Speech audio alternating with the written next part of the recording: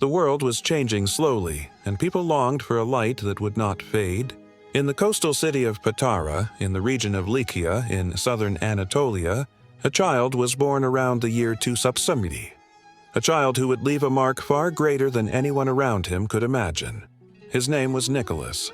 He grew up in a devout Christian home, surrounded by kindness, discipline, and faith. From an early age, he learned to give before receiving, to listen before speaking, and to love without expecting anything in return. When he was still young, tragedy struck. His parents died, leaving him a considerable inheritance. But Nicholas did not cling to wealth. He saw it as a responsibility, not a possession, and quietly distributed it to the poor, slipping help into the hands of the desperate without revealing his own. As he matured, his compassion deepened. He became a priest, and later the Bishop of Myra, a shepherd known for mercy, justice, and a generosity that preferred the shadows. Stories of his kindness traveled quickly. One told of a poor father with 3 daughters, unable to provide a future for them. Nicholas visited their home by night, dropping bags of gold through the window. Not once, but 3 times, saving the family from ruin while keeping his identity hidden. But his life was not defined by charity alone. During the brutal persecutions under Emperor Diocletian, Nicholas was arrested for his faith. He endured beatings, deprivation, and humiliation, yet remained steadfast, encouraging fellow prisoners, praying for his captors, and refusing to renounce Christ. When the persecution ended, he returned to his people weakened in body but unbroken in spirit.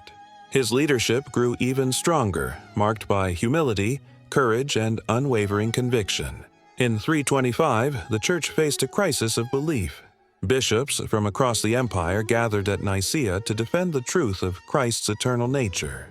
Nicholas stood among them, a quiet but resolute defender of the faith, protecting the heart of Christian doctrine with a boldness shaped by suffering and a gentleness shaped by love. As the years passed, his steps slowed and his voice softened, but his heart never dimmed. He died peacefully around 343, leaving behind no writings, no monuments, only a legacy of compassion that refused to fade. Centuries rolled on, and his story traveled from land to land. His name shifted from Nikolaus to Nicholas, then to Santa Claus in Northern Europe, the winter gift giver, the protector of children, the friend of the poor. When Dutch settlers carried the tradition to the New World, Santa Claus became Santa Claus.